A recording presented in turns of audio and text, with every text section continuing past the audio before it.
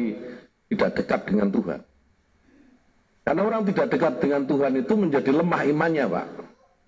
Orang ciri-ciri orang lemah iman itu ketika ada saudaranya yang agama yang lain mendirikan tempat ibadah yang tidak sesuai dengan keyakinannya, menjadi khawatir kalau imannya terganggu. Padahal nggak ada urusannya rumah ibadah dengan iman itu. Jadi begini ini memang kita harus pelan-pelan, dan saya mohon maaf atas nama Kementerian Agama pada seluruh keluarga besar AKBP jika sampai hari ini izinnya belum keluar. Tapi percayalah Pak, kami tidak akan menyerah dan akan terus memperjuangkan supaya izin pendirian gereja AKBP di Kota Cilegon bisa segera diterbitkan. Ini bagian dari komitmen kami sebagai warga negara Indonesia tentu saja.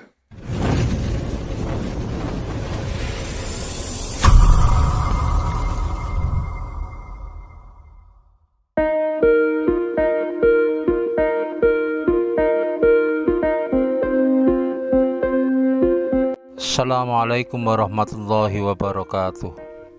Berjumpa kembali di channel Cendekia Muslim. Teman-teman sekalian, ada berita terbaru ya terkait dengan perkembangan gugatan dari salah seorang warga Kota Cilegon terhadap Menteri Agama Republik Indonesia Yakut Khalil Qomas ya. Jadi sampai hari ini Pak Menteri Agama belum tahu adanya gugatan. Jadi belum bisa memberikan respon, tapi beliau mempertanyakan ya, pasalnya apa kok digugat gitu. Kemudian beliau juga mengatakan tidak ada alasan pemerintah untuk menghambat pendirian rumah ibadah sepanjang memenuhi prosedur begitu, sepanjang syarat-syaratnya sudah terpenuhi. Ya kalau seperti itu semua orang juga ngerti gitu loh. Yang sedang dijadikan dasar menggugat oleh salah seorang warga ya, yang bernama Ali Mujahidin, yang kebetulan ketua umum PP Al Khairiyah, itu adalah framing yang dibuat oleh Menteri Agama yang mengatakan Kota Cilegon ini sebagai kota intoleran. Dan itu tadi beberapa potongan video dari Bapak Menteri Agama ya, yang katanya sedang berjuang untuk mendirikan gereja bersama panitia, kemudian meminta maaf karena izinnya belum keluar dan lain sebagainya begitu. Kalau aku lihat Menteri Agama ini kayaknya gagal paham ya. Yang namanya pendirian sebuah rumah ibadah itu tentu harus sesuai dengan prosedur dan memenuhi seluruh persyaratan yang ada. Jadi tanpa harus diintervensi oleh Menteri Agama. Dan sebenarnya memang tidak boleh.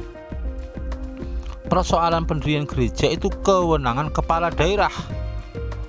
Menteri Agama tidak boleh melakukan intervensi. Siapapun tidak boleh melakukan intervensi.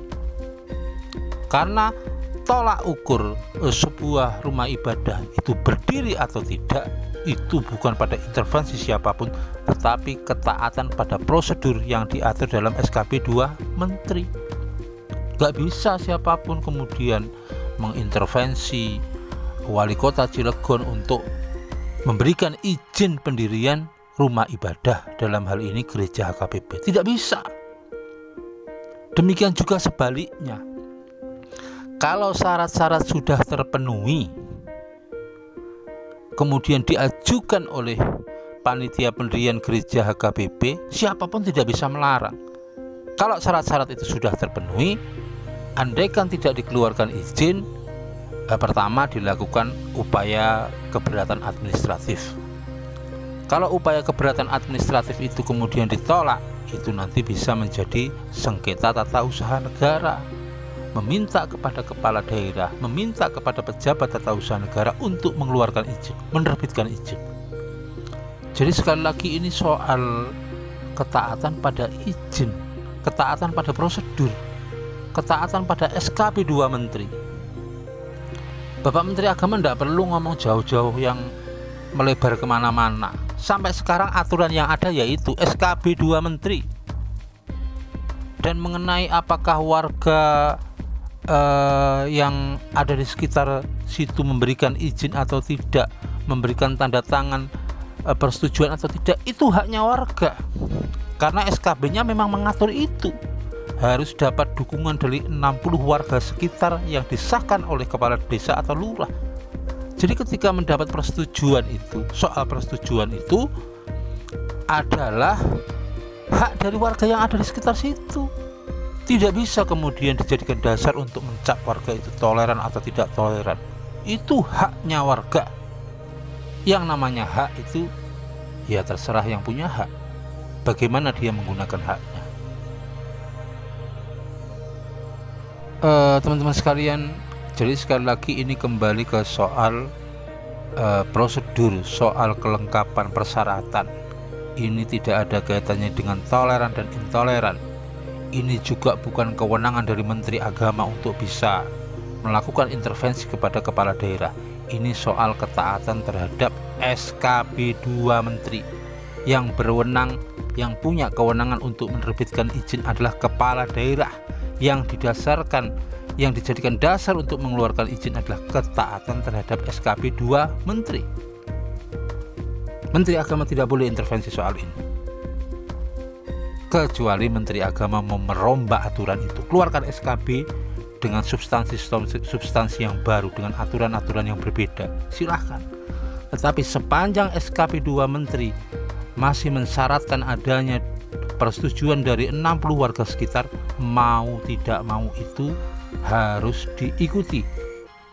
Dan warga yang ada di situ punya hak untuk menyetujui atau tidak. Menteri Agama atau siapapun tidak boleh memaksakan hak kepada warga sekitar.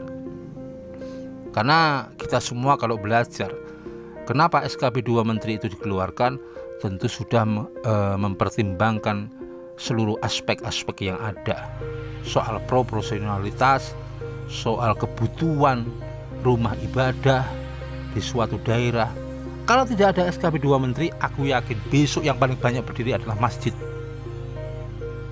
Jadi itu teman-teman ya, kita tunggu aja perjalanan proses gugatan dari salah satu warga kepada Menteri Agama Republik Indonesia. Dari itu nanti kita akan tahu sebenarnya faktanya seperti apa. Kalau faktanya ada izin kemudian tidak ada persyaratan yang sudah dipenuhi, kemudian izin tidak dikeluarkan, maka apa yang dikatakan Gus Yakut itu benar, bahwa kepala daerah mempersulit keluarnya izin.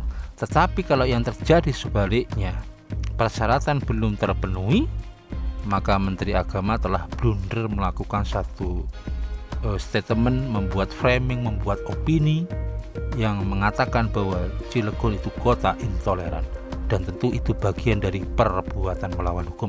Demikian yang bisa aku sampaikan, kurang lebihnya mohon maaf. Assalamualaikum warahmatullahi wabarakatuh.